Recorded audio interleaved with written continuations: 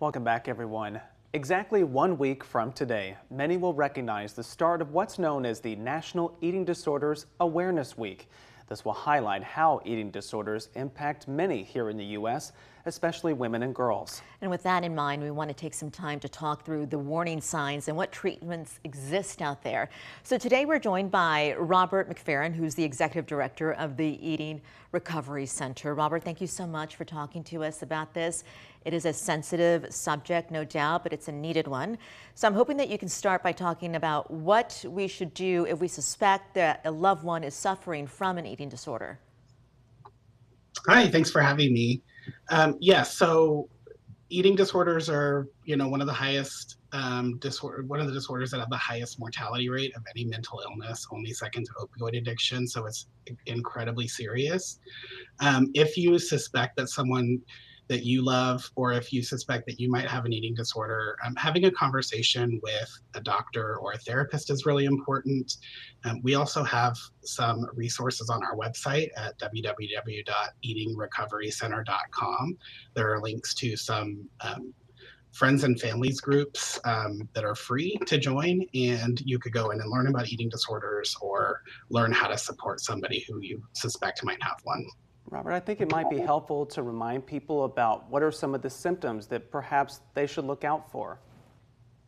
Absolutely. So some of the things that you might see in somebody who has an eating disorder would be a shift in eating habits, sudden noticeable changes in weight, someone that feels cold all the time, someone who's having hair thinning or hair loss, someone who's preoccupied with a fear of weight gain, new or unusual eating habits or food rituals, compulsive exercising, and withdrawal from friends or family. These are just some of the signs that you can look out for. It's not a new problem, right? I was just telling Will before Yep. we got to you that I think social media may make people think that they need to look a certain way. Does that play into an eating disorder? Yeah, so social comparison really can play into eating disorders. People having a desire to look a certain way and having constant reinforcement that they should, or even comments that they should look a specific way, can really contribute to the complications of eating disorders. And Robert, what kinds of treatments exist for someone who might suffer from an eating disorder?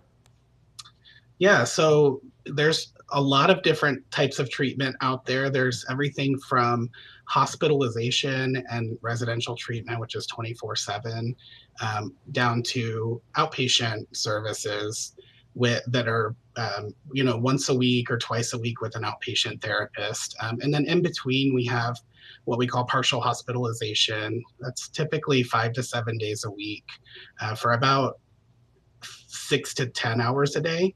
Um, at ERC, we do 7 days a week, and it's 10 hours a day, and they get all of their meals and snacks here.